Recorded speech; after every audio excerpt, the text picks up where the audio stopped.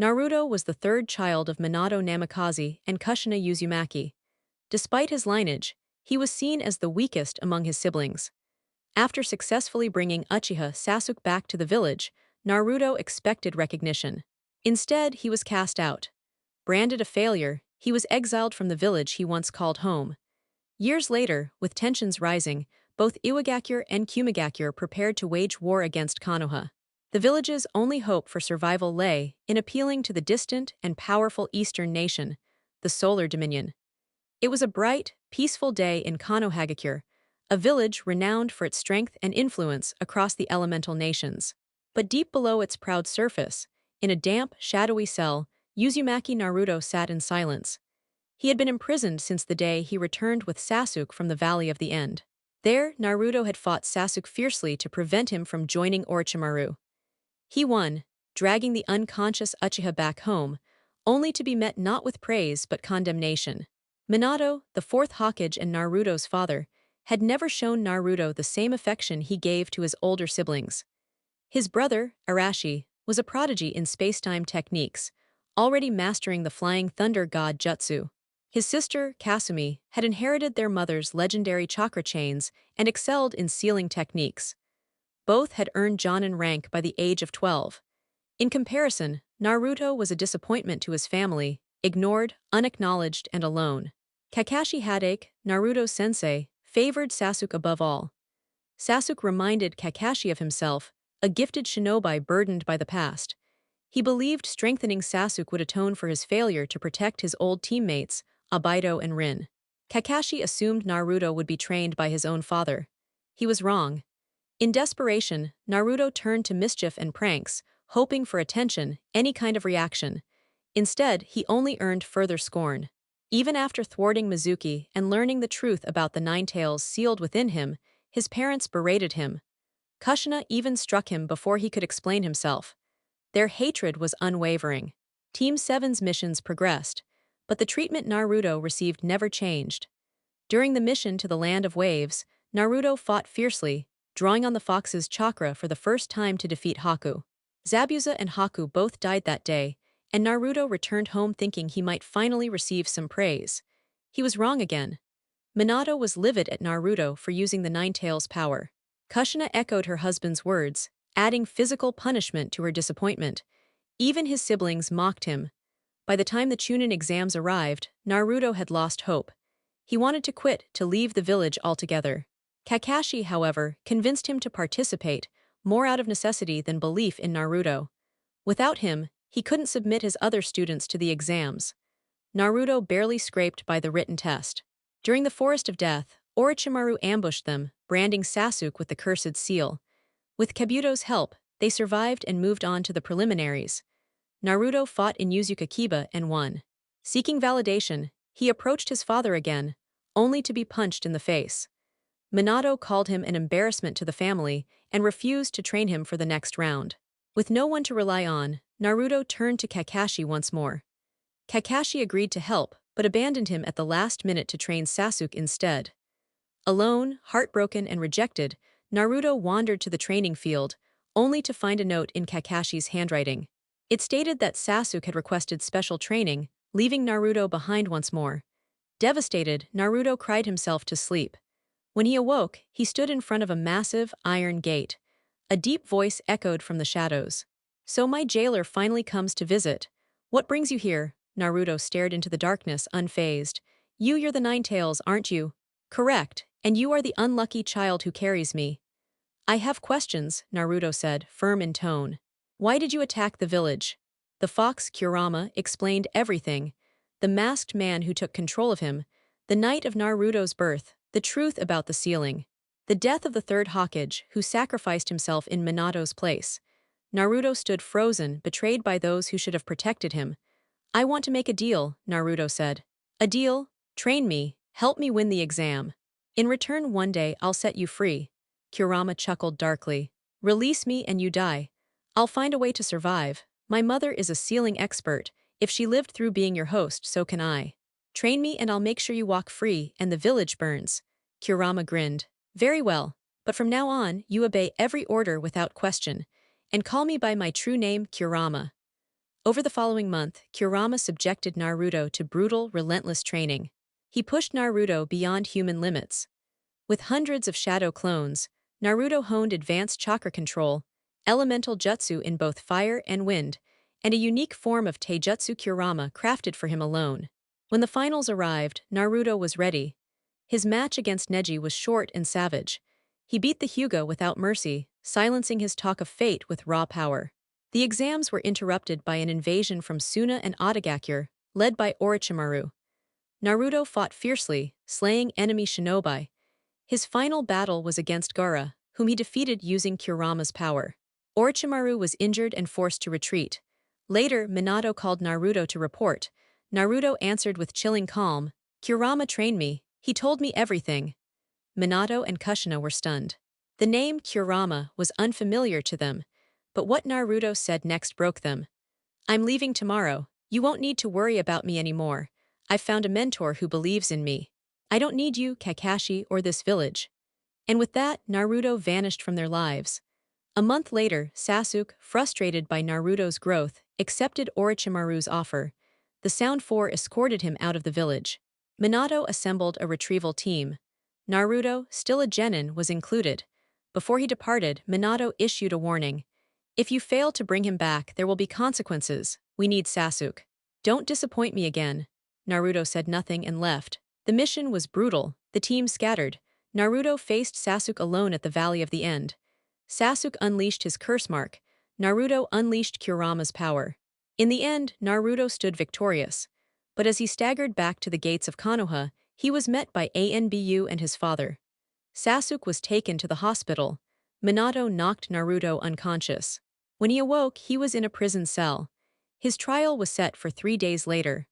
On the day of judgment, Naruto stood before the village leader, the council of shinobi elders, and the Hokage's personal advisors. It was the Hokage himself, Minato Namikaze, who opened the session. "I, Namikaze Minato, the fourth leader of the village, commence this hearing regarding the actions of Uzumaki Naruto, who stands accused of excessive force used against his comrade, Uchiha Sasuke. Tell me, Uzumaki Naruto, did you commit this act?" "I only defended myself," Naruto replied coldly, removing his shirt. "He tried to kill me." He revealed the wound on his chest, deep and unmistakable. Anyone could tell it was caused by a deadly piercing technique. "So this is what you call excessive force, huh?" But the evidence didn't sway the court. "This doesn't change the fact you unleashed the beast's chakra to overpower Sasuke. And the fact you've yet to master it makes you a danger," Minato responded, his voice tinged with restrained anger. "I had control, and Sasuke injured me before I tapped into Kurama's power. Without it, I'd be dead and he'd be at Orochimaru's side by now," Naruto shot back. "Enough," Minato shouted. "I warned you when you became a shinobi, you are not to draw upon that power. Yet you continue to defy me. Now, I offer you 2 choices. First, you can return to your cell and remain there until we find a new host for the 9 tails. Or second, you can accept exile, your chakra sealed and your memories erased. Make your choice." Naruto didn't hesitate. He had been waiting for this. "I'll take exile." Many of the council members smirked. They had grown tired of Naruto, labeling him disrespectful and weak, especially compared to his siblings. "Tomorrow morning," Minato continued, "we will seal your chakra and memories. Afterward, a special unit will escort you to the nation's border. From there, you are free to go wherever." He then delivered his final words as a father. "This is the last time we'll ever speak. I'm disappointed in you, Naruto. I had hoped you would rise like your siblings, but you have failed in every way. From now on, I no longer consider you my son." Naruto just smiled, then began to laugh. "Oh, Minato, you think I care, you were never my father. Kushina was never a mother to me. We were strangers sharing a house. And I'll be glad to leave this cesspool you call a village. See you tomorrow." He kept laughing as the guards led him back to his cell. The next morning, village gates, Naruto stood before the village's main gates. Minato prepared the sealing ritual, but Naruto raised a hand to stop him. "Hold on, Minato. Before you erase me, why don't you tell everyone here the truth?" Minato frowned, unsure. "What truth?" Naruto's expression twisted into something dark and furious. "The truth about how Kushina was the last host of the 9 tails, and how an Uchiha tore the beast from her during childbirth and used it to devastate the village. The truth that you, the heroic Hokage, used me, a newborn, as your sealing vessel." The crowd started murmuring. Naruto, stop this, Minato said firmly. The attack was a natural disaster. No one could have predicted it. Liar, Naruto growled. Kurama told me himself. He's been imprisoned ever since Uzumaki Mito sealed him, back when her husband, the first leader, fought Uchiha Madara. That was 80 years ago. The fox lived inside this village for decades peacefully, because no one knew he was sealed inside a person. You told them I was the vessel. You made me the target of their hatred. You're not just a terrible father, you're a disgrace of a leader.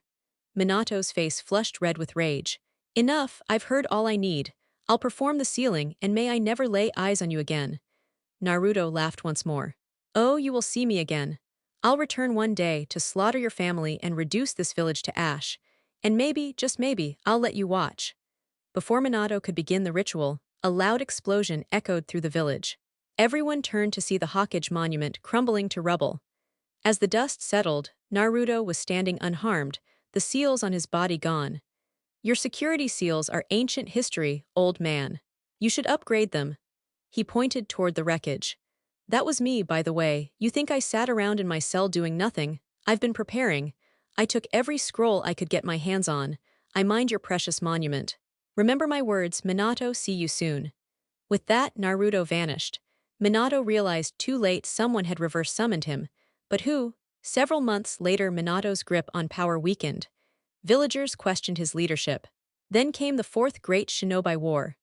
The Akatsuki emerged, and although defeated, many brave warriors fell. In the aftermath, the Stone and Cloud villages formed an alliance against Konoha, blaming the Leaf for not preventing Madara's rise. Konoha's allies turned neutral, and the village was left vulnerable. Desperate, Jiraiya proposed reaching out to the newly formed Eastern Empire for support. With no better option, he led a team to investigate, but what they found was not what they expected. Meanwhile, in a hidden forest after being summoned, Naruto appeared in a forest where a small fox awaited him. Perfect timing, the fox said proudly. Yes, Tsuki, you did well. But don't forget to thank the others too, they all had a part. Tsuki was the daughter of the Fox clan leader. Brave, fierce, and reckless. Naruto had summoned her from the ancient scroll Kurama led him to. After bonding with her, she brought him to the hidden fox village, a place no human had ever stepped foot in. When he met the boss, Shin, larger than any summon he'd seen, Naruto remained cautious. But Shin greeted him warmly. So Kurama has returned. You know him? Naruto asked. Shin chuckled. Of course, he was our previous leader, strongest among us. His loss divided our clan, sparking a civil war. That was decades ago. I only became the leader because no one else could bring peace. Kurama emerged to speak himself.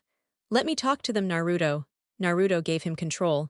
Everyone, I made a promise to protect you, and I failed. I can't reclaim my position, I don't deserve it. Shin has done well, let him remain your leader. As for me, I'm sticking with this loud brat, he needs me. Kurama explained Naruto's past, leaving nothing out. The foxes, valuing unity above all, pledged to help Naruto however they could. They trained him in new techniques, improved his taijutsu, and helped him understand their way of life.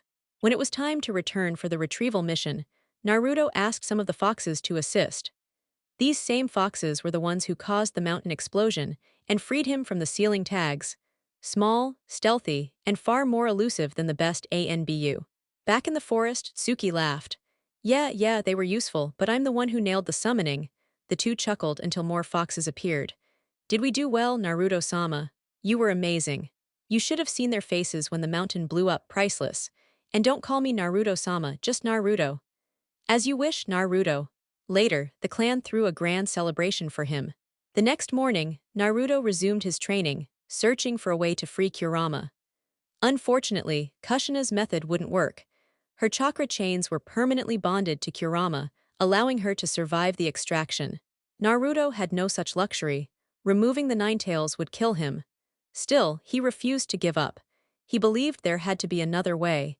Even after a year of tireless training and research, he hadn't found a solution. Naruto, you really need to take a break. Ever since you learned that separating Kurama could kill you, unlike what your mother managed, you've done nothing but read scroll after scroll, Tsuki said with concern laced in her voice. I can't stop now, Naruto replied seriously. Kurama kept his end of the bargain, and I still haven't fulfilled mine. Yes, but overworking yourself won't bring answers faster. You're coming with me to play with the kits, Tsuki insisted, flashing him a sweet smile that carried a clear message. Come with me or suffer the consequences. With no real choice, Naruto followed her. A month passed. Naruto had read every scroll available but found nothing useful. He asked Shin if there were other resources on advanced sealing, but Shin had no answers except a suggestion. Maybe the elder might know something, he said. The elder, an ancient fox spirit, lived at the edge of the village, away from the others. Most thought he was a bitter recluse, but in truth, he'd once been vibrant and wise. The loss of his granddaughter during the Civil War had changed him. She was his last family, and her death had left him unable to face the villagers he partly blamed. Still, he wasn't a fool. When Kurama lived among them, it was the elder who taught him countless techniques and how to lead. He had also traveled farther than any other fox, even beyond the seas. Naruto and Shin arrived at the elder's rundown home. The door creaked open by itself. Inside, the old fox lay on the floor, wrapped in a worn blanket. Naruto hesitated, unsure if he should disturb him. But Shin raised a hand, silently urging Naruto to let him speak first. Greetings, elder. I'm not sure if you remember me. I'm Shin. We came seeking your guidance, Shin began. The elder opened his eyes slowly. I remember, Flame Demon, he muttered. That name stunned Shin, no one had called him that in years. Naruto, confused, kept quiet. And I know you too, Naruto Uzumaki, Kurama's vessel. Why have you come? Naruto bowed respectfully. I don't mean to trouble you, elder, but I need your help. Is there a way to release Kurama? Without it costing my life, the elder snorted. Before I say anything, I want him out of my home. Shin left quietly. Alone with the elder, Naruto explained everything. After a long silence, the elder finally spoke. Many years ago, I visited a land where chakra did not exist. Instead, the people wielded something they called mantra, a cosmic energy. If you could learn to use that, perhaps you could substitute Kurama's chakra with mantra during the release. I can't guarantee it'll work, but it's worth a try. Naruto's eyes lit up with realization. His connection to Kurama was like a lifeline, cutting it would kill him. But if he could replace that energy gradually, where is this land? He asked. Head east from the land of water. It's about a week or two by sea. But be warned, the place is home to dangerous creatures, beings with red markings. I never saw them, but the locals feared them deeply. Naruto nodded in gratitude. Outside, he found Shin waiting with a sorrowful expression. He despises me, Shin said quietly. Thinks it's my fault his granddaughter died. During the war, I used a fire technique, too powerful to control. It ended the enemy, but I lost allies too, she was among them. I've never stopped regretting it. He placed a hand on Naruto's shoulder. When you go to destroy Konoha, do it alone. Don't let anyone share your burden. If they die because of you, you'll carry that guilt forever. Naruto nodded solemnly. I was planning to go solo anyway, he replied. Back at Shin's estate, Naruto began preparing for the journey. No map showed the mysterious land, but he hoped to find one upon arrival. He packed supplies, weapons, tools, survival gear, and sealed everything in scrolls using the advanced fuinjutsu he'd mastered. A week later, he was ready. Thanks for everything, he said to his friends. I'll return when I can. The younger foxes surrounded him teary-eyed. Will you play with us again when you come back? Of course. I'll even bring new toys, he smiled, hugging them. Tsuki approached and tossed him a small bag. Here, you'll need this, she said. Naruto looked inside, gold coins. What's this for? We don't know what kind of currency they use out there. This should help. Maybe buy a map, she teased. He blushed slightly but accepted it. I'll send you near the land of water. Just head east from there, Tsuki finished. In a flash, Naruto vanished. Naruto reappeared on what looked like an abandoned battlefield. The area was strewn with old grave markers, wooden posts protruding from the ground. This must have been part of the bloodline wars, Naruto muttered, solemnly paying his respects to the fallen before continuing eastward. 2 days later, he arrived at a coastal port and sought a ship.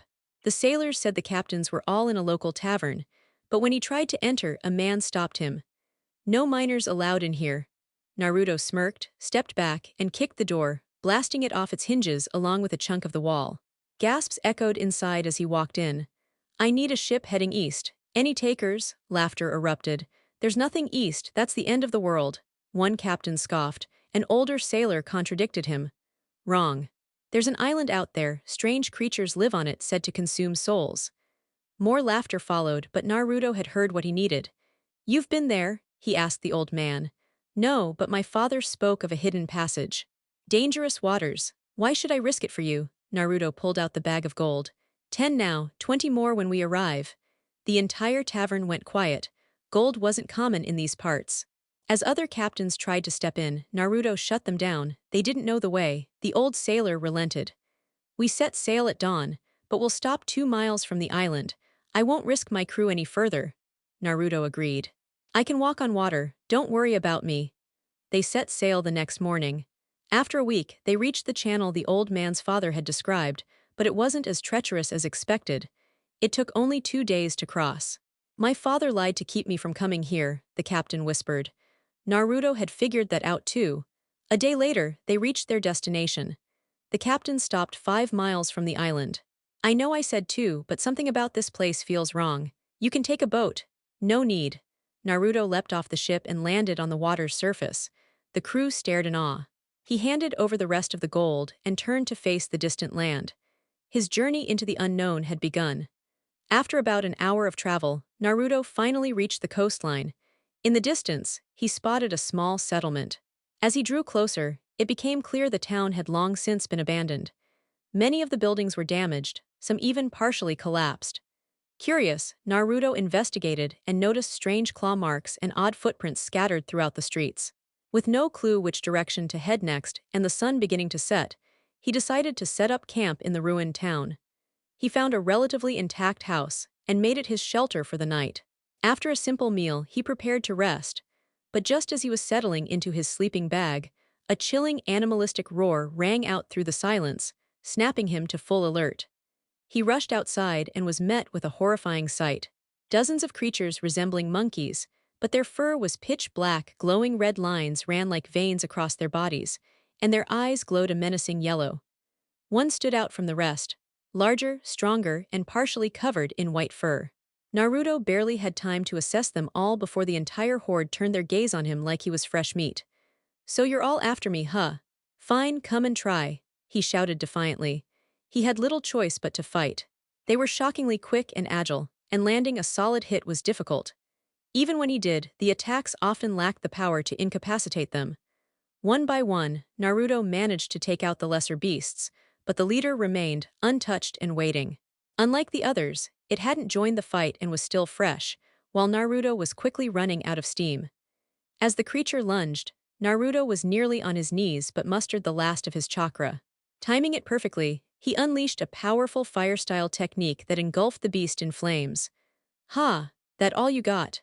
Naruto muttered weakly before collapsing from exhaustion. Roughly 30 minutes later, 2 figures approached the ruined town. Are you sure this is the place? Asked a deep voice. Yes, father, I'm certain, replied a young girl. They explored the area, searching the rubble until the girls spotted Naruto lying unconscious near the remains of the battle. Father, over here, I found someone. Her father joined her and noted the signs of combat. From the state of the battlefield, it was clear the boy had taken down dozens of Goma howlers. He's banged up but not critically injured, just drained, said the girl after checking him over. Her father gave a firm nod. We're taking him with us. The girl blinked in surprise. Why, we don't even know who he is. And judging from his clothes, he's clearly not from this land. The man studied Naruto's attire and nodded. You're right, but he fought off 50 Goma without using mantra and he's around your age. If he's this strong already, imagine what he could become with the right training. He may be the key to ending this war. Still uncertain, the girl eventually agreed. All right. Let's bring him. They gathered Naruto's belongings and carried him back with them. 2 days later, Naruto stirred awake in a comfortable bed. Groggy and confused, he looked around the unfamiliar room. The door creaked open, and a young girl stepped in with a bright smile. Oh, you're awake, I'm so glad. You've been out for 2 whole days. My father and I found you in that ruined town. Naruto stared at her in awe. She was easily the most beautiful girl he had ever seen. She had fair skin, long black hair braided neatly, and warm brown eyes. She wore a light blue dress that gently swayed with her movement. Noticing his gaze, she turned away with a blush. Please don't stare like that. Realizing his mistake, Naruto quickly sat up and apologized, cheeks burning. I'm really sorry, I didn't mean to make you uncomfortable, it's just I've never seen anyone as pretty as you. That only made her blush harder. You think I'm pretty? Why yeah, Naruto stammered. Your hair, your eyes, that dress suits you really well.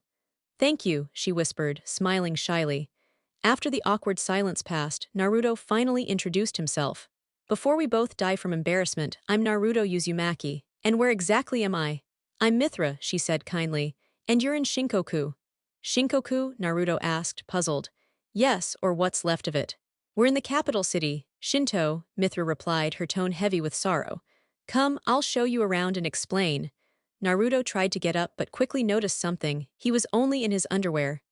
Ooh, Mithra. Do you have any clothes I could borrow? He asked, flustered. She turned to him, then immediately spun around, blushing furiously. Yes, there's some in the wardrobe. I'll wait outside. After dressing in black Hakama-style pants, a white shirt, and a matching black vest, Naruto stepped outside to find Mithra waiting. That suits you, she smiled. Now come on. As they walked, she began to explain. Long ago, our ancestors discovered how to convert souls into a powerful energy called mantra. This allowed them to become guardians and warriors who protected the land from invaders and dark forces. But these souls were taken from Naraka, our version of the underworld, which disrupted the natural cycle of life and death. This angered a dark spirit called Goma, whose physical form is known as Vilatra. Disrupted how? Naruto asked. These were tortured souls. We saved them from eternal torment, gave them a choice to become something greater. But Vilatra saw it as theft, so it corrupted animals and sent them to reclaim the souls. A war broke out. The more battles we fought, the more lives were lost, and the more souls were turned into mantra. It was a cycle that only made Vilatra stronger and angrier. Eventually, our ancestors created an elite army to stop it.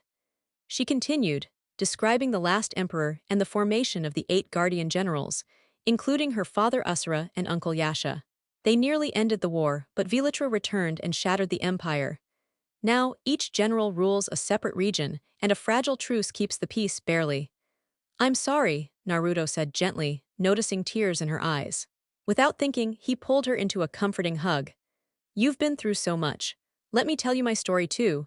He shared his tale, from Konoha, his connection to the Nine Tails, and how he'd been guided to this land in hopes of finding a way to safely free Kurama. So, you want to release the Nine Tails, but if you do it without a replacement, you'll die. And you think Mantra could take its place? Mithra summarized. Yes, but I need help. I can help you, came a new voice. They turned to see a tall man with wild white hair, dark skin, and glowing eyes. His arms gleamed as if made from gold. Father, how long have you been there? Mithra asked nervously. Long enough to see him trying to take advantage of you, Asura growled, glaring at Naruto. Naruto panicked. No, I swear, I just hugged her because she was crying. That's it? Oh, so you made her cry, Asura barked, stepping closer with his fists clenched. Naruto broke into a cold sweat. No, I didn't mean to, I just… Father, stop, Mithra intervened. I cried because I told him everything about our past. He was only trying to comfort me. Asura sighed, backing off. Fine, you're lucky this time, boy. Once tensions settled, Asura explained that using mantra required a special device called a mantra reactor. Normally, it could only be implanted in infants. Installing one in an older body was dangerous. However, with a year of rigorous training, Naruto's body might be strong enough to survive the process. What followed was the most grueling training Naruto had ever endured. Asura's methods were borderline insane, throwing Naruto into battles against Goma and forcing him to defeat them within minutes. Failure meant even worse challenges. A month later, Yasha joined in. His training was slightly more bearable but still brutal. Naruto wore weighted bands, 25 kg on each limb, 50 kg on his chest, and every week the weight increased. Naruto thought Kurama was harsh. But compared to these two, Kurama felt like a gentle old man. There were times Naruto considered releasing the beast sealed within him and embracing death, but one thing always pulled him back from that edge. Mithra, every day after his brutal training, Mithra would find him, tending to his wounds with care. She worried endlessly, but Naruto would brush it off, saying the pain was nothing compared to what he endured back in Konoha. Mithra admired his resilience, though it broke her heart to see the scars, both visible and hidden. She did everything she could to help him forget the village that turned its back on him. Naruto, in turn, felt true happiness for the first time, Mithra was the first human who truly cared for him. The Fox clan supported him too, but Mithra was different. Eventually, without even realizing it, they fell in love. Still, Naruto hesitated to act on his feelings, knowing how protective Asura was of his daughter. A year passed, and one evening as the two sat on the old city wall watching the sunset, Naruto finally spoke. "Mithra, can I tell you something important?" "Of course," she replied, smiling. "You can always talk to me. I wouldn't have made it through this past year without you. You've always been there when I needed you, helped me forget everything my so-called family did to me. What I'm trying to say is, I love you. More than anything." Mithra's cheeks flushed as she smiled warmly. "It was never a burden. I helped you because I saw the pain you carried, pain you didn't deserve. And as we spent time together, I realized I had fallen in love with you too. Your courage, your kindness, even after everything. I love you, Naruto. I hope you'll stay with us after your training and help us bring peace." "I'd never leave you," Naruto said, leaning in closer to kiss her. But before their lips could meet, a force yanked him backward and hurled him across the field. "Wah-eh-eh-eh-eh," Naruto screamed as he flew through the air. Mithra spun around to see her father, Asura, standing with arms crossed. "Nice trajectory," he chuckled before leaping after Naruto. Panicked, Mithra rushed after them. Luckily, Naruto had landed on his feet. "If it weren't for Asura and Yasha's insane training, I'd be in pieces," he muttered just before Asura landed behind him. "You trying to take liberties with my daughter again?" "Time for another lesson," Asura said, launching an attack before Naruto could respond. Knowing explanations wouldn't help, Naruto jumped into the fight. Their clash was nothing short of monstrous, though Naruto knew Asura was holding back. If he wasn't, Naruto wouldn't have lasted a second. Mithra arrived 10 minutes later, trying to intervene, but Naruto stopped her. "It's okay. I need this. I need to know how far I've come." The battle raged for 5 hours before Naruto finally collapsed to his knees, while Asura remained almost unfazed. Naruto knew he was still far from Asura's level, but he hadn't given up. "You've grown, Naruto. If fate is kind, you might just survive the next step," Asura said with a grin. "Thanks, Asura," Naruto replied, exhausted. "One last thing," Asura added sternly. "If you ever break my daughter's heart, betray her, or get her pregnant before you're ready, I'll make sure that's your final mistake." Naruto could only gulp and nod before fainting. Mithra, red-faced from embarrassment, was also filled with joy. Her father had given them his blessing. They brought Naruto back to rest, and 2 days later the next step began. "You're sure about this? It could kill you," Asura warned. "I'm ready, I have to free Kurama. It's the only way," Naruto answered. "Very well, let me explain. First, this will be excruciating. Second, the reactor will be placed where your seal was in your stomach. It will alter your body, making you something like Yasha and myself, part human, part machine. You'll still be able to live normally, even have children. Lastly, if you survive, you'll need time to adjust and train. But in the end, you could become even stronger than us." Asura gave a nod to his engineers. Mithra walked over to Naruto and squeezed his hand. "I'll be right here. If anything goes wrong, we'll stop immediately." Naruto smiled. "No, I'll make it. Kurama will finally be free." He kissed her. "I love you." "I love you too," she whispered back. Mithra stepped out as the procedure began. Inside the chamber, Naruto released the seal. The team began implanting the reactor. Unlike others, his had to be placed directly into the core of the seal. The pain was unbearable, and Naruto screamed nonstop as Kurama was pulled free and replaced by pure mantra. After an hour, the process was complete. Naruto and Kurama both lost consciousness. Asura and Mithra brought them to rest, and she remained at Naruto's side throughout. Kurama awoke a day later, relieved to finally be free. A week passed before Naruto stirred.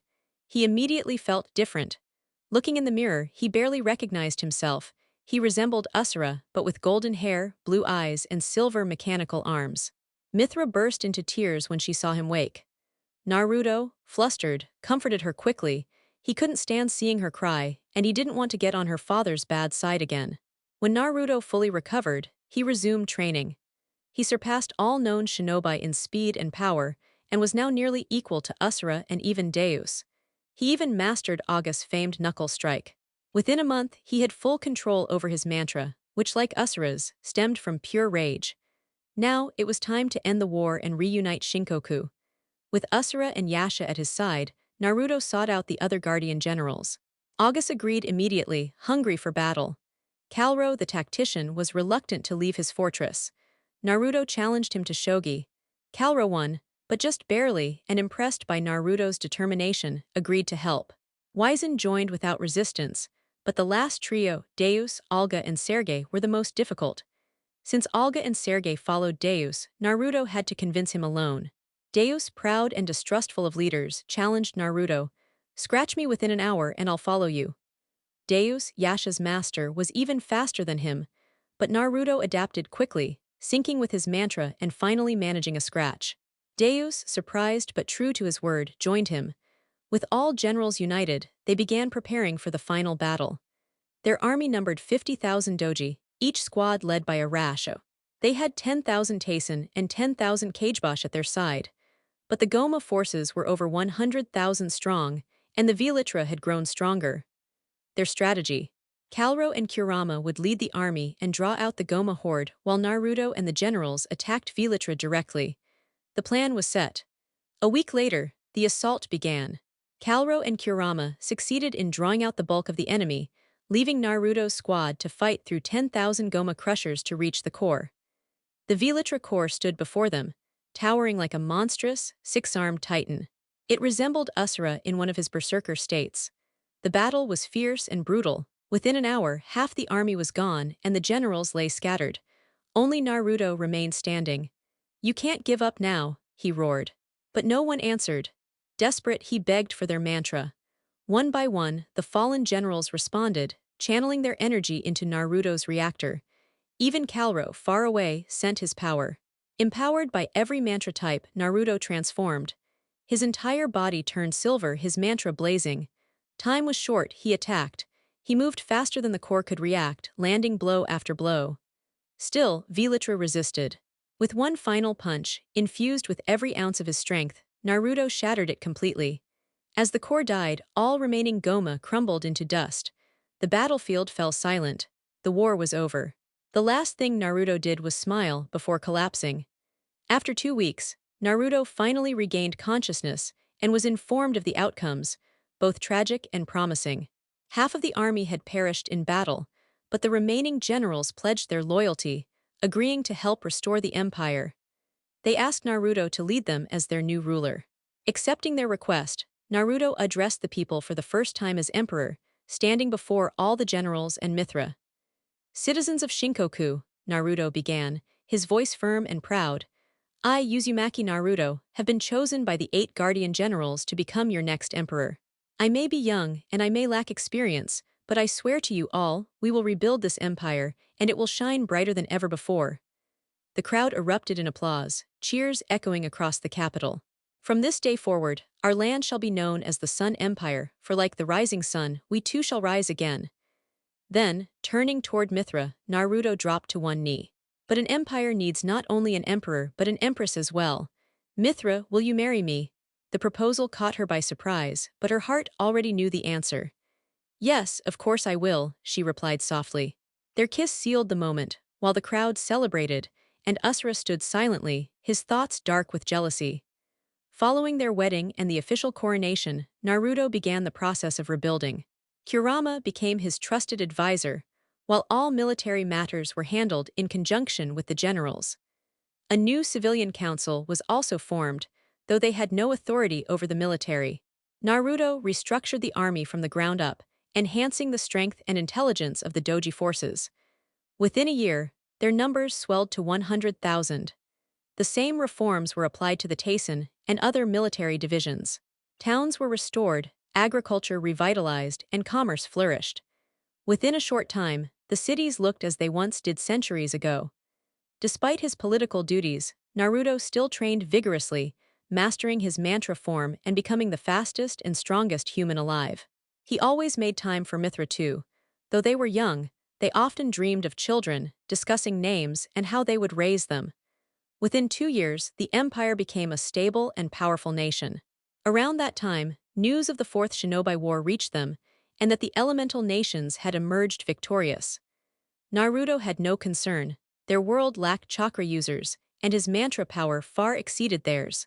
The nearby nation of Kiri heard of the Sun Empire's rise, and proposed a treaty of non-aggression and trade.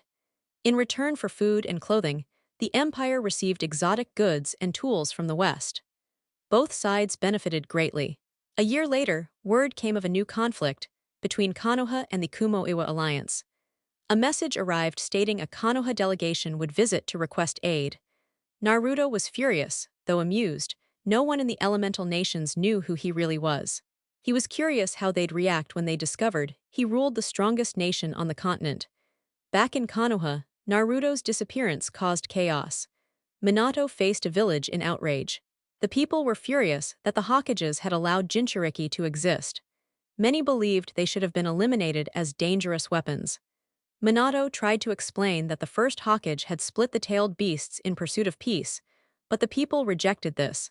Wars had still come, and the Uchiha being behind the Ninetales attack only worsened public anger. Once held in high regard, the Uchiha were now viewed with suspicion. Some even began to believe that Itachi had done the village a favor, and that Sasuke and the masked man were the only ones left. The popular solution: eliminate them and keep Sasuke under surveillance. The people no longer trusted Minato or the council. Rumors spread, and petitions were circulated to bring the matter before the daimyo. Afraid of losing power, Minato branded the petitioners traitors and had them executed. Fear silenced the rest, but the people's hatred for him grew. Even though they still hated Naruto, they could no longer forgive what Minato had done to his own son, beating, abusing, and discarding him. The civilian council became a symbol of greed and corruption, hoarding resources and neglecting the people. 6 months after Naruto vanished, Minato had crushed all internal resistance, but one problem remained: they had no Jinchuriki. The fragment of the Ninetales chakra within Kushina wasn't enough. The plan had been to capture Naruto at the border if he tried to leave, erase his memory, and raise him as a weapon. But no one realized he had prepared for such a betrayal. His contracts with summons ensured he could escape. Fortunately for Konoha, he hadn't allied with other hidden villages, allowing them to hide the truth about losing their Jinchuriki. However, Naruto reached out to Konoha's former allies, Wave, Spring, the Land of Vegetables, and others. Trade halted with both the Fire Country and Konoha. The daimyo was furious but powerless. With no suitable replacement for the Hokage, he gave Minato more time to fix the situation. 4 years passed. Konoha lost allies, trade partners, and most of its global reputation. Other villages considered attacking, but refrained, still believing Konoha had the Nine Tails. The truth was buried. At a Cage summit in the Land of Iron, the issue of protecting the last 2 Jinchuriki was raised. That's when Minato finally confessed: Naruto had disappeared. The other Cage were stunned. Minato claimed Naruto had attacked him out of hatred for being made a Jinchuriki and escaped via reverse summoning before he could be arrested. He added that ANBU squads had searched for him but found nothing. This part at least was true. Doubt hung in the air, but with no proof, the matter was dropped. Soon after, Uchiha Madara appeared and declared war, then vanished. The 5 nations formed a united front against Akatsuki. The war was short but brutal. They captured the masked man before he could activate the infinite Tsukiyomi, only to discover it wasn't Madara, but Uchiha Obaido. Tried and executed, he was buried along with the last war's ghosts. Peace returned. Another summit was held afterward to settle new boundaries and alliances. Minato demanded the return of all recovered Sharingan eyes, but the other Cage refused. They deemed the eyes cursed and ordered them destroyed. Talk shifted to the Land of Rain. With no leader and no future, its territory was divided equally between Konoha, Iwa, and Suna. That issue resolved, but one question remained: what to do with the remaining tailed beasts? Konoha wanted one, especially since they had none, but other nations demanded theirs returned. Finally, the Mizukage offered a solution. Konoha would receive the 3 tails if the others promised not to attack Kiri, which was still weak from its civil war. The agreement was made, and Konoha gained a Biju, but lost all the Sharingan. With that, the summit ended. 2 months later, the tide of events shifted dramatically. Reports of battlefield losses circulated among the Cage. Iwagakure and Kumigakure bore the brunt of the casualties, while Sunagakure and Kirigakure suffered the least. Despite this, Suna remained the weakest among the 5 great nations due to their dwindling shinobi numbers, and Kiri was still recovering from its own civil unrest. the most troubling question arose. How had Konoha sustained fewer losses? The answer became clear when Iwa intercepted wartime notes written by Abido. According to one of his operatives embedded within Konoha, the village had deployed only half of its forces during the war. They feared overextending their military might, concerned that a weakened army would leave them vulnerable to future invasions. This revelation enraged the Tsuchikage, especially knowing that Midoriya's descent into madness, and subsequently Abido's, could have been avoided had Hashirama ended him when he had the chance. To Iwa and Kumo, Konoha's cowardice was the catalyst for everything that followed, and now the rest of the world was paying the price for it. The Tsuchikage was livid, having lost countless shinobi because of Konoha's cautious approach. Yet, with Konoha currently enjoying a relatively strong strategic position, he couldn't initiate another war alone. That changed when he approached the Reikage with Abido's recovered documents. Enraged upon reading them, the Reikage hurled his desk across the room, declaring Konoha a traitor to the alliance. Together, Iwa and Kumo forged a coalition, rallying support from smaller nations. Though they extended invitations to Suna and Kiri, both remained neutral. Rumors hinted that Kiri was strengthening its forces thanks to a recent alliance with a mysterious foreign empire, but as long as they remained uninvolved, they were left alone. Several minor nations, however, such as the Land of Sound, Waterfall, and Grass, joined the anti-Konoha faction. With their combined forces, including support from their respective daimyo and samurai, they declared open war. Konoha had no option but to go on the defensive. Though their daimyo offered troops, the overwhelming enemy numbers quickly tilted the conflict into a one-sided slaughter. Within 10 months, Konoha had lost half its forces. Desperate, the village sent out pleas for help to every neutral country that still maintained a functioning military. 2 days later, all replies arrived. "Any promising responses?" asked Minato, clinging to hope. Jiraiya shook his head.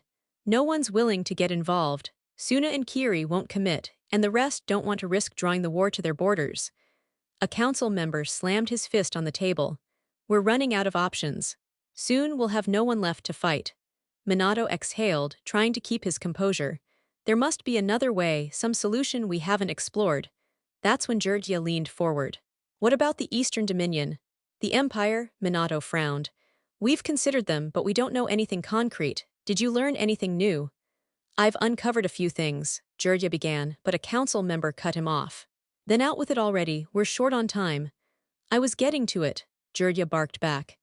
"Anyway, the facts are these: this empire surfaced just a year ago, right after the last war ended. Kiri signed a non-aggression and trade deal with them. Thanks to this, their people have had stable food supplies ever since. But after digging a bit deeper, I found something fascinating. This empire isn't new. It predates the elemental nations by centuries. For the past few hundred years, it was fractured by war until recently, when a young man managed to unite it under one banner. He's now their emperor." "How did it fall apart in the first place?" Minato asked. "No one outside their borders knows," Jiraiya replied. "They've kept it tightly sealed. I couldn't even get an image of the emperor. All I've confirmed is that he's 18, absurdly powerful, and leads with the support of 8 elite generals and an advisor. He rebuilt their army, economy, and food systems. If anyone can help us survive this war, it's them. We need to contact them." The council fell into debate. Some feared that such a young ruler might be unstable, or that the empire would demand heavy tribute, perhaps even reduce Konoha to a vassal state. But Minato believed diplomacy might buy them time or at least a middle ground. Even if it cost them a few jutsu or bloodlines, survival was worth the price. "All right, Jiraiya," Minato declared. "You'll lead a team. We'll send a message requesting an audience with the emperor. This is a triple S-rank assignment, possibly our only shot at salvation. The message goes out today, and you'll depart at dawn." The following morning, Jiraiya waited for his team. One by one, they arrived. Hadate Kakashi hadn't changed much, still distant, especially regarding Naruto. While he had devoted himself to training Sasuke, he completely neglected Sakura, leaving her weaker than ever. Sasuke had grown stronger under his tutelage, but he still hadn't reached the level of a true Kage. His arrogance, however, had skyrocketed. Despite being disliked by the villagers, Sasuke believed his status as the last Uchiha gave him the right to do as he pleased. He'd gotten into trouble countless times, Yet Minato always bailated him out, not for compassion, but because Sasuke was still a useful tool. Tsunade came along as the team's medic. She had tried to help Naruto in the past, but Minato and Jiraiya had blocked her at every turn. She secretly taught him chakra control during his hospital stays. When Naruto left, she wanted to go after him but was told Hunter Nin had already been sent. Deep down, she knew they wouldn't find him and hoped he'd reach out to her one day. She had come to view him as the son she never had. Hinata Hyuga was another member, quiet and withdrawn. She had once harbored deep feelings for Naruto but never found the courage to confess. After his departure, her chances slipped away. Though she trained, her clan still viewed her as weak. She was branded and demoted to the branch family. Hayashi, her father, offered her as part of the mission, hoping she could serve the empire as a maid or servant. The elders believed her children would be too weak to awaken the Byakugan, so the bloodline wasn't at risk. Hinata didn't resist, she simply accepted her fate. Neji was also on the team, assigned to protect Hinata. Though he had matured, the branding of Hinata had reignited his old beliefs about destiny. Learning she would be given away, as a bargaining chip, only reinforced them. And then there was Jiraiya himself, the self-proclaimed sage who had never once genuinely tried to train Naruto. Obsessed with a prophecy foretold by the Toads, he dismissed Naruto entirely after learning he had failed the academy 3 times. He focused only on Minato's other children, hoping one of them was the destined savior. "Is everyone prepared?" Jiraiya asked. Everyone nodded except Sasuke, who remained indifferent. "I said, is that clear, Sasuke?" Jiraiya pressed, irritation in his voice. Yeah, whatever," Sasuke muttered. Just as they were about to depart, a familiar shriek halted them. "Wait!" Everyone turned to see Sakura Haruno running toward them. "Please take me too. I need to be there in case Sasuke finds another wife. I need to make sure she's good enough." She had become Sasuke's wife a year after Naruto's departure, at least one of them. She took it upon herself to judge every other girl who might become his future bride. Her obsession consumed her, and she neglected her training, remaining a genin. Even Tsunade refused to mentor her further. Sasuke barely tolerated her but used her when he needed someone to take out his frustrations on. "Sorry, but you're not coming. You'd only hold us back," Jiraiya said flatly. "But I told you, I need to be there," Sakura started, only to be cut off. "I'll decide who's useful or not." "Back off, Sakura," Sasuke said with an annoyed tone. "Of course, Sasuke, you're right like always," Sakura replied quietly before turning away and heading home. "We're wasting time." "Let's move," Jiraiya said, and the group set off eastward. As Jiraiya predicted, the journey took about 3 weeks, first through the land of fire, then into the land of water. Thankfully, they encountered no trouble while passing through. There, they observed how the region had improved under the Empire's rule. Jiraiya remarked that the land of fire and Konoha could thrive like this too, if their mission was successful. Once they reached the coast, it didn't take long to secure a ship that ferried them across to the Empire. They arrived at the same port town where Naruto once clashed with the Goma. Since then, Naruto had rebuilt the town and transformed it into the Empire's largest harbor, naming it Kibo, meaning hope, for all those who, like him, came seeking a new life. "We'll dock in 5 minutes. Let's hope they're expecting us," Jiraiya muttered. Upon arrival, 2 doji and a Taisan unit conducted inspections to prevent smuggling. The sight left the group speechless. It was their first time witnessing such advanced procedures. "Identification and purpose of visit," one of the doji requested. "We're from Konoha. We sent a message to your emperor requesting an audience," Jiraiya replied cautiously. The doji unrolled a scroll and skimmed it. "Yes, we've been expecting you. Here's a map. It includes everything you'll need. Your audience will be in Shinto, the capital. It's about half a day's walk from here. Be ready, the audience is scheduled for 2 days from now. Now step aside, others are waiting." "Thank you," Jiraiya said with a sigh of relief. Once they departed, the doji immediately sent a message to the emperor, informing him that 6 shinobi from Konoha had arrived. 6 hours later, the message reached Naruto, who began planning their reception. "So they've finally come. In 2 days, they'll get a surprise they won't forget," Naruto said, a wicked grin spreading across his face. Using the map, Jiraiya and his team made their way toward Shinto. The road was as easy as promised. However, the group remained curious. "Jiraiya-sama, what were those things?" Kakashi asked. "The smaller ones are called doji. They make up a large portion of the army. As for the big one, I'm not sure. But I can tell you this, I wouldn't want to face whatever weapon he had, Jirya replied, hoping that would hold them over for now. HMPH. If that's their army, this empire can't be all that strong, Sasuke said arrogantly. Don't underestimate them, Sasuke. Appearances can be deceiving. There are thousands of doji, and they're incredibly durable and clever. Don't go picking fights. Sasuke was about to retort, but Kakashi raised a hand to silence him. We don't have time for petty arguments. Let it go. Whatever, Sasuke muttered. By the time they arrived in Shinto, the sun was beginning to set. They searched for lodging, but Jirya pointed out an inn marked on the map. He found it a little too convenient, but assumed the emperor wanted them placed somewhere decent. He was half right. Naruto had indeed marked that inn, not for luxury, but to monitor them. He instructed the innkeeper to place them in rooms equipped with hidden surveillance. This place isn't perfect, but it'll do, Jirya said, settling down. The next day they explored Shinto. The sheer size and liveliness of the city left them stunned.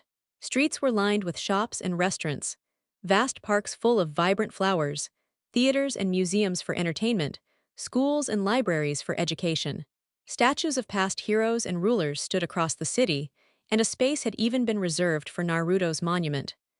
Doji patrolled the streets, but the locals paid them no mind. They were part of everyday life now. This city is incredible.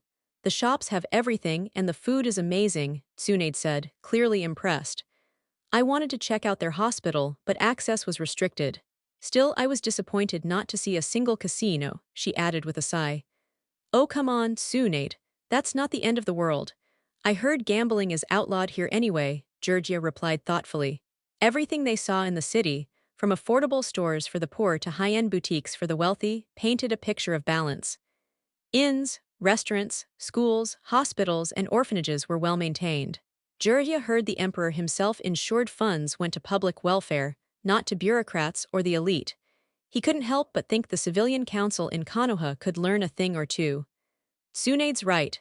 This place is incredible. I could imagine Konoha looking like this, Kakashi began, but Jirya cut in. If you want Konoha to reach that level, don't mess up tomorrow. Now go rest, tomorrow determines Konoha's future. The next morning, the group headed to the Imperial Palace. The massive structure was awe-inspiring, though not overly lavish. Outside the gate, 8 figures awaited them. Welcome to the Sun Empire. I am Deus, commander of the 8 Guardian Generals. Will escort you to the Emperor, he said coldly. We don't need chaperones, Sasuke snapped. Before he could say more, Jirya stepped in. Enough, Sasuke. These are the Guardian Generals, second only to the Emperor in power. We can't afford to offend them. They don't look powerful. I could take them down easily, Sasuke smirked arrogantly. Asura, one of the generals, didn't take the insult lightly.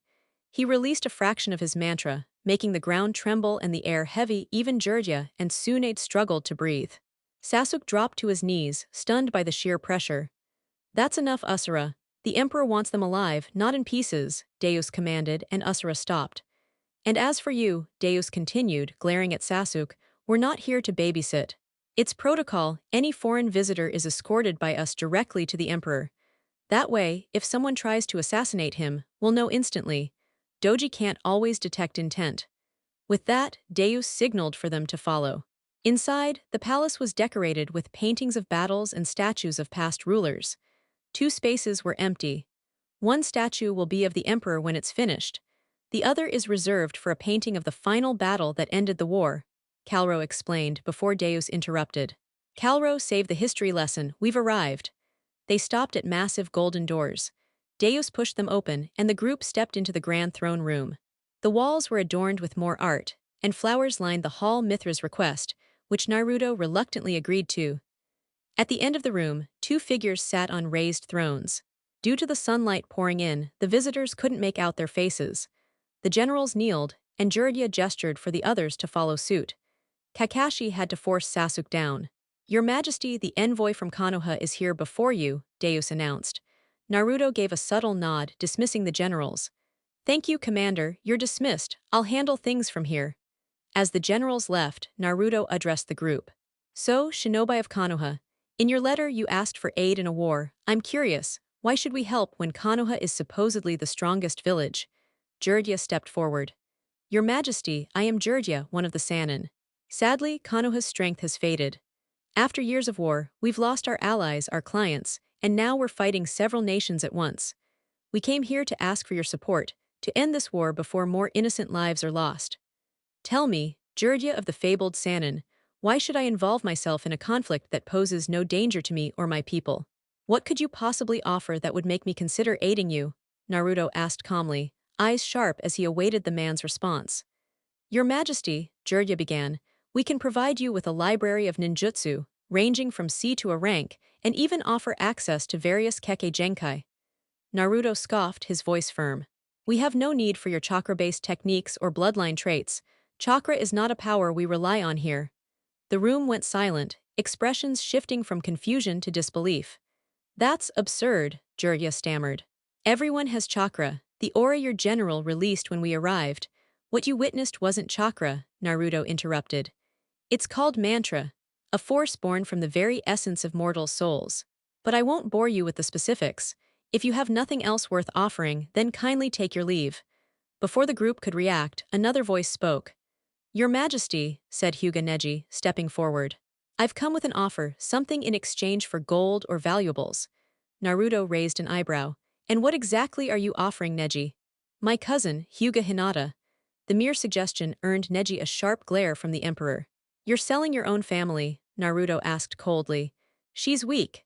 Useless. Ever since her so-called love abandoned the village, she's been drowning in sorrow, neglecting her training. We marked her with the branch family seal and exiled her from the main house. Our clan head decided she was a disgrace, so we thought perhaps she'd be more useful elsewhere, as a servant or slave. Naruto clenched his jaw. Slavery was outlawed in his empire, but he couldn't let Hinata return to that fate. Very well, Naruto said. I'll take her in, but we don't use your currency. I'll offer you gold equal to 20,000 ryo. Do we have an agreement? Neji, knowing it was likely the best deal they'd get, nodded. We have a deal. Naruto snapped his fingers. A servant entered promptly. Fetch gold equivalent to 20,000 ryo, Naruto commanded. She bowed and left. 15 minutes later, the chamberlain returned with 2 bags of gold. Neji sealed them away and gestured for Hinata to step forward. She walked hesitantly toward Naruto, eyes wide, recognizing the face before her. She opened her mouth to speak, but Naruto subtly signaled her to remain silent. She nodded. Escort her to a vacant room, Naruto instructed the servant. Once this meeting ends, I'll determine her role in the palace. With that done, Naruto turned back to the group. Now then, one transaction complete. What's your offer for my assistance? Jiraiya and Tsunade were silent, clearly at a loss. But then Sasuke stood, voice arrogant.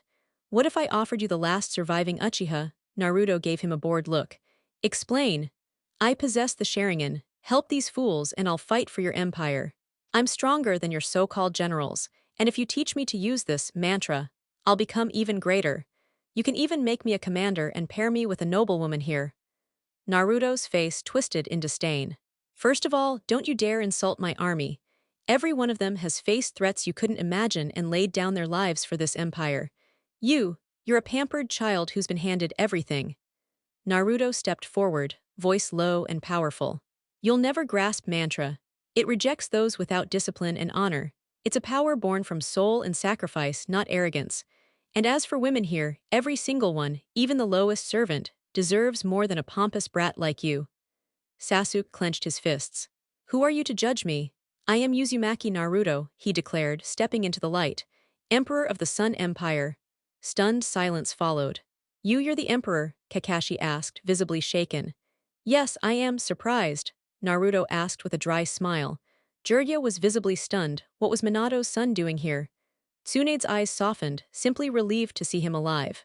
Kakashi stood silently, guilt gnawing at him. Neji scowled. He had once been humiliated by Naruto and now stood before him as a nobody. Sasuke, however, trembled with rage. The loser he once looked down on was now ruler of an empire. Naruto, you have to help Konoha, it's your homeland, Jiraiya pleaded. Naruto's voice turned ice cold. Why would I lift a finger for the place that broke me? You Jiraiya were too busy chasing prophecies and research. You never cared. Kakashi, a hypocrite who never once guided me, why would I help you? Perhaps I'll just leave you a note tomorrow that says, sorry, had better things to do. Then Naruto turned to Neji. So Neji, still believe fate controls everything. If so, then how do you explain me? I forged this future with my own hands. Before Neji could answer, Naruto added, and Hinata belongs to the Empire now. Lay a hand on her again, and it's a declaration of war. Finally, Naruto turned to Sasuke. How are you, old friend? I heard you killed Itachi. Convenient, wasn't it? Considering he was sick and never even fought you seriously. And congratulations on marrying that screeching fangirl. Bet she gave you strong children. Oh wait, Sasuke snapped and lunged, but Naruto struck first, hurling him across the floor. Attacking an emperor, Naruto said calmly. You just earned yourself a stay in the execution wing. Sasuke groaned and tried again, but a brutal kick to the gut dropped him to his knees. Faster than the yellow flash, stronger than the fifth Hokage. You never stood a chance. How did you get this strong? Sasuke wheezed. Through relentless training. Every sunrise to sunset, every bone-breaking trial my masters put me through. You're weak because you never worked for your power. Then he knocked Sasuke out with a final blow. The room fell into stunned silence. They now understood Naruto had surpassed every one of them. Naruto turned to Tsunade. It's good to see you again. I'm sorry I never wrote, but I had to disappear. I'm just glad you're alive, she said, hugging him. You may stay here if you wish, Naruto offered. Why would you allow me to stay? You were the only one who tried to help me back then. I owe you. Tsunade nodded, tears in her eyes. You can't do this, Tsunade. This is betrayal, Jiraiya shouted, but Naruto was already before him, delivering a brutal punch to his gut. If I wanted your opinion, Naruto whispered coldly, I'd ask for it. He returned to his throne. Before you leave, allow me to introduce two people. First, my wife, Uzumaki Mithra. A stunning woman stepped beside him, kissed his cheek and smiled. Greetings. The Konoha shinobi stared, struck by her beauty. Think anything inappropriate, Naruto said, and you'll learn she's stronger than you, Jiraiya. Jiraiya swallowed nervously. And now someone else you may know. Kurama, come in. A tall red-haired man with blazing red eyes entered. You called? Kurama asked. That's, Jiraiya gasped. That's the Ninetales. Yes, we struck a deal. He trained me and in return I granted his freedom. How I did it. That's a secret only I know. I believe it's time for you all to leave. Guards, Naruto commanded firmly. Within moments, 10 masked warriors entered the chamber. Escort them to the docks and ensure they board the next vessel heading for the mist. He ordered. The guards began to move the group out. Naruto, wait, you can't turn your back on us. We need you. Without your help, Konoha will fall. Jiraiya pleaded as the guards tried to lead him away. I couldn't care less about Konoha, Minato, or my so-called family. Let them perish under the weight of their own arrogance. Naruto replied coldly, putting an end to the conversation. Once the doors shut, Naruto formally introduced Mithra to Tsunade and began recounting everything that had happened over the last 5 years. After hours of discussion, they decided to check on Hinata. They knocked gently on her door and waited. Come in, Hinata's soft voice responded. Naruto, Mithra, and Tsunade entered. It's good to see you again, Hinata, Naruto said kindly. Without warning, Hinata threw her arms around him, tears flowing. I missed you so much, Naruto-kun, she sobbed. It's all right now. No one will hurt you again. I'll remove the seal from your forehead, he assured her. As he deactivated the cursed mark, Hinata whispered her thanks repeatedly. Naruto then told her she was now free to go wherever she pleased. There was no slavery in his empire, and she was under his protection. Hinata was overwhelmed. Part of her wanted to stay, to be with Naruto always, to be his wife. But when she shared this wish, Naruto shook his head gently. I'm sorry, Hinata. I'm already married, he said. Her heart broke at those words. Deep down, she had expected it, but hearing it aloud still shattered her. Unsure of what to do, she asked them to leave her alone to gather her thoughts and cry. Outside her room, all three felt heavy-hearted, especially Naruto. But he had made his choice. He loved Mithra and would never betray her. They headed to the dining hall for a meal, hoping Hinata would find peace in time.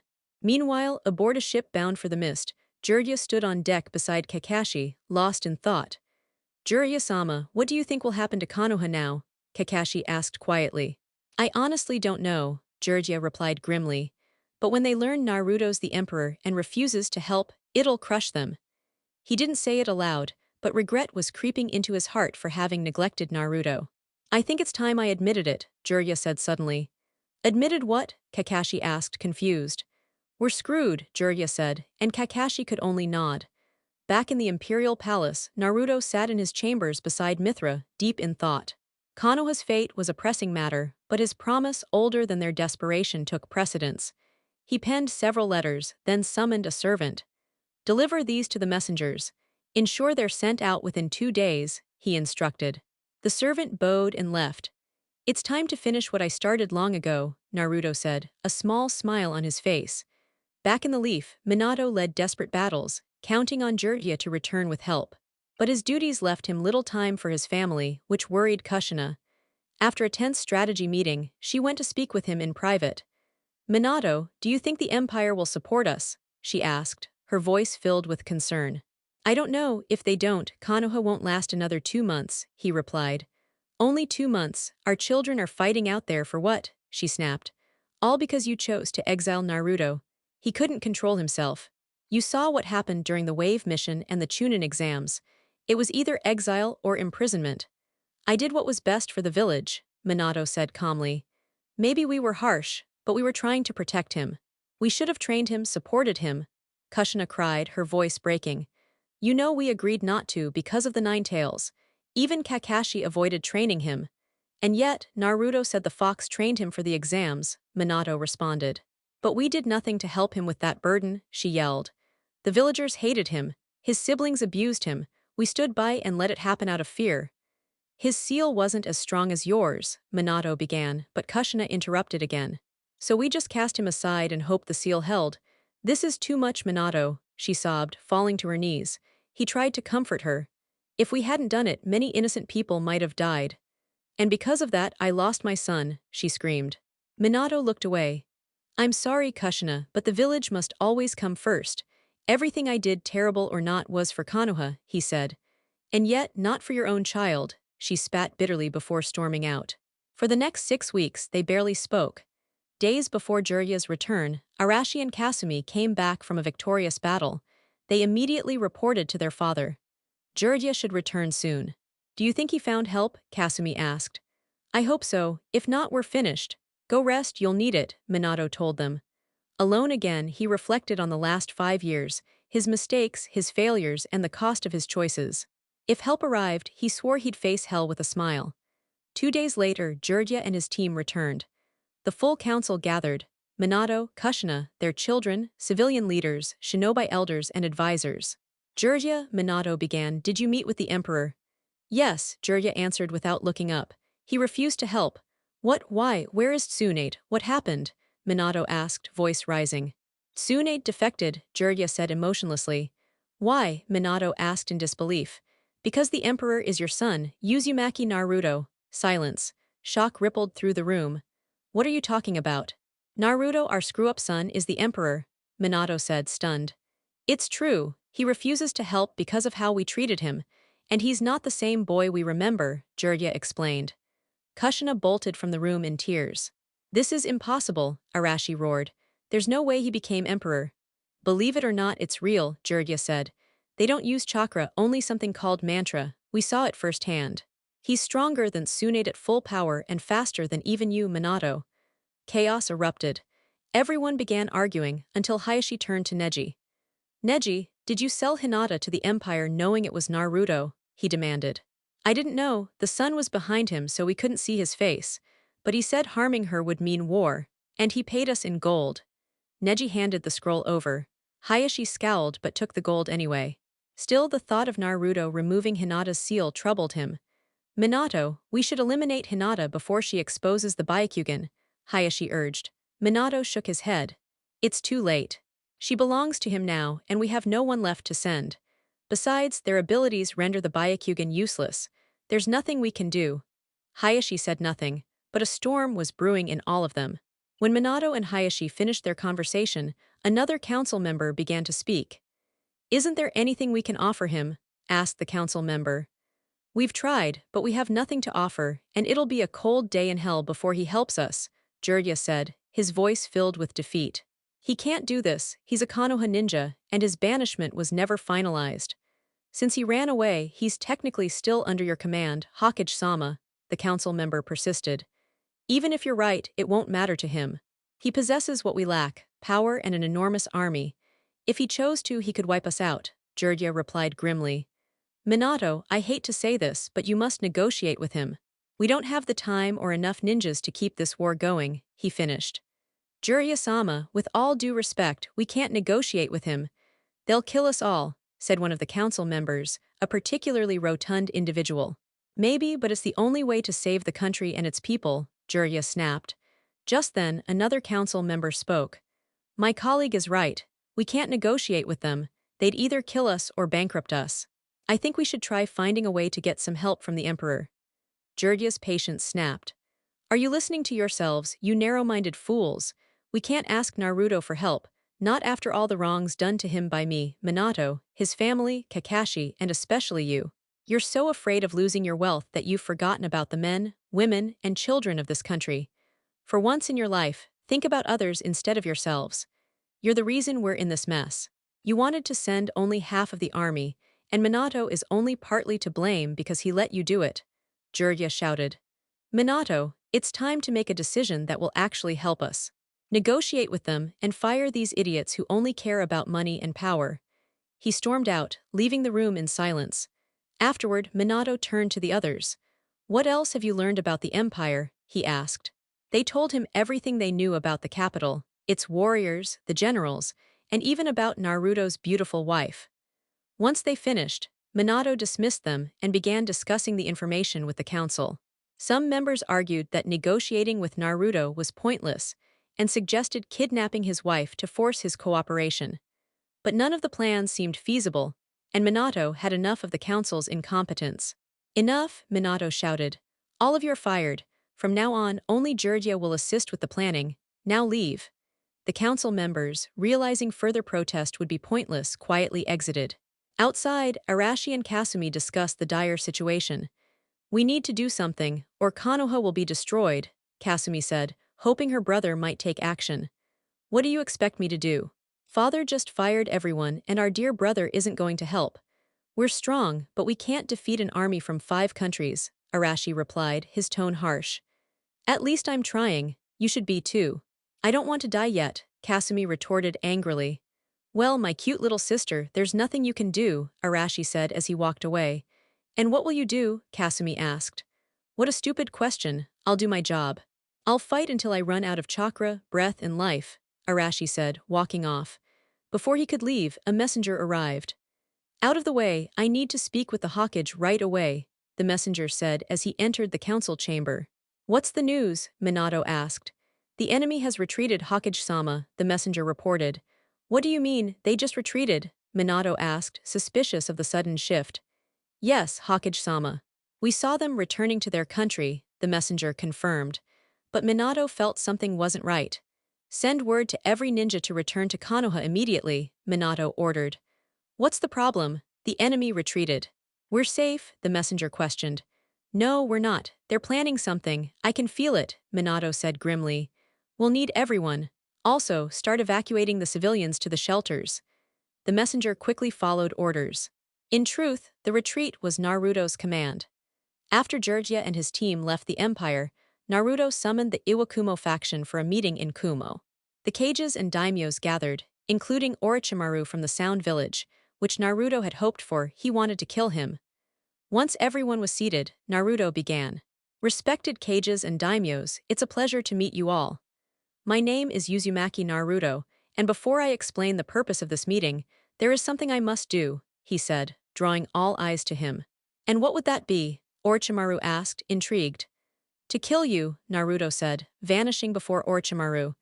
He reappeared in an instant, grabbing Orochimaru by the neck and placing a seal on him.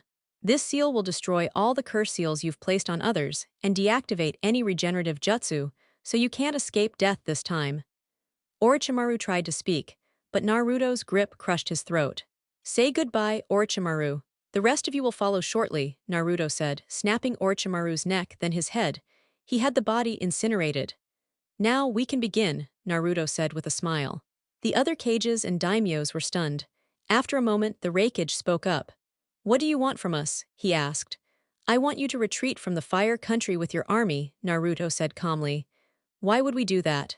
We're so close to defeating them, the Tsuchikage said, confused. Because I want to be the one to destroy Konoha, Naruto replied.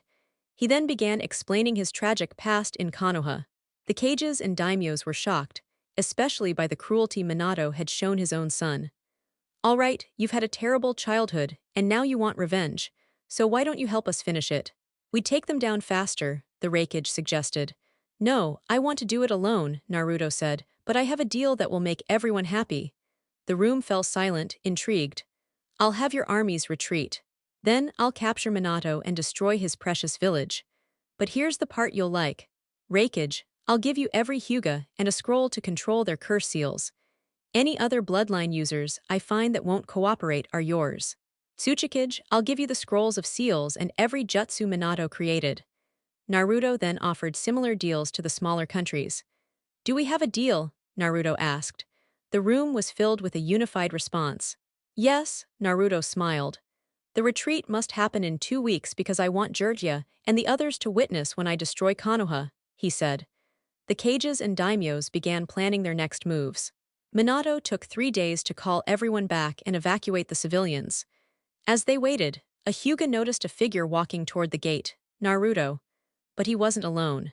Ninjas surrounded him, but they stayed out of Byakugan range. Minato, unwilling to wait for Naruto to make the first move, ordered the ninjas on the walls to attack. They unleashed a barrage of weapons and jutsus. After 10 minutes they stopped, waiting for the smoke to clear.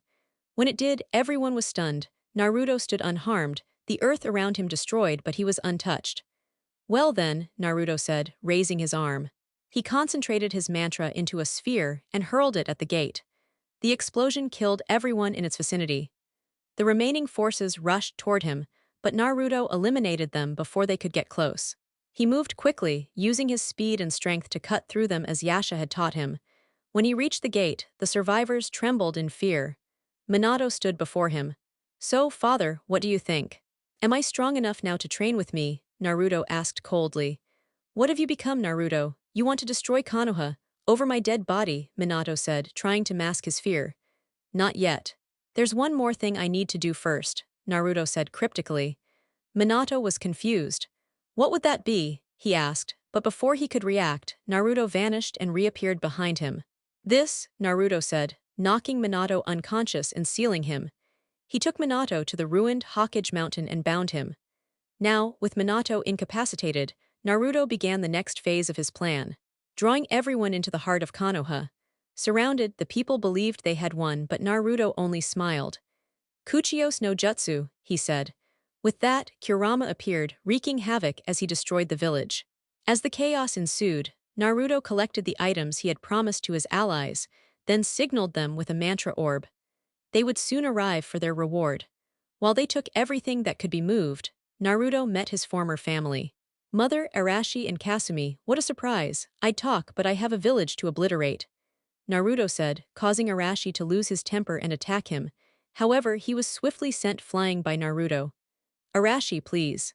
You're nowhere near strong enough to defeat me. Our father tried the same and I knocked him out with 1 punch and 1 seal. Do you honestly think you have a chance? Naruto taunted. But Arashi, driven by anger, tried again, only to be knocked out in the same manner. So who's next? Naruto inquired before Kushina spoke up. Naruto, please stop. I know we've been terrible to you, but it's not too late. If you end this madness, we can start over. We can be a real family. Please come home. Kushina begged, tears streaming down her face as she knelt before him.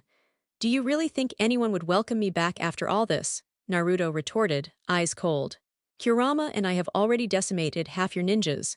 Who here would dare to defend us? He asked, but Kushina was silent. That's what I thought, Naruto muttered. Before he could leave, Sasuke and Sakura arrived. Well, if it isn't the loser. Here to try and destroy the village, huh? Sasuke taunted. Naruto smiled in return. Sasuke, what a surprise. Another round of humiliation, Naruto mocked, which only fueled Sasuke's anger. Shut up, Naruto, I'm here to kill you, Sasuke shouted, but Naruto laughed. You want to kill me? That's a good joke. The Hawkage couldn't even manage it and you think you can, he taunted, chuckling. Last time you were lucky, but now I'll show you the power of the Uchiha. Ah, Sasuke tried to finish, but Naruto swiftly struck the same spot as last time. Sorry, I'm tired of your whining. Since my schedule's tight, I'll just end you now. Naruto said, preparing a destructive orb. You can't kill me, I'm the last Uchiha, Sasuke weakly protested. You're the last because of Itachi and a bunch of narrow-minded fools, Naruto remarked.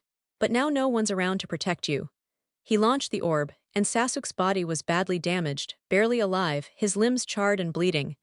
You see, you can't kill me, Sasuke said weakly, but Naruto just smiled. Your wounds are fatal. Only Tsunade could save you, but she's not in the village. And her apprentice, Shizune, is already out of commission.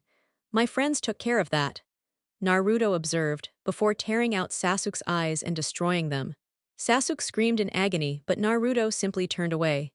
Next, he turned to Sakura. He hit her once, but something felt off. Her body flew back 50 meters before crashing into a wall, and when Naruto checked, he thought she was dead. A single punch was all it took, but then he noticed her body. She had made changes to herself in an attempt to appear stronger, but without the proper training, her muscles were weak, and Naruto's strike shattered her internal organs. Naruto was about to leave when Jiraiya, Kakashi, and Kasumi arrived. Naruto, stop this madness right now, Jiraiya demanded, his voice full of anger. And why would I do that? Naruto asked with a dark smile. Because if you don't, we'll stop you. Jiraiya threatened, though Naruto only laughed. You try to threaten me. I've already destroyed half the village, killed nearly every ninja, and captured Minato. And you think your words matter? Are you brave or just stupid, Jiraiya?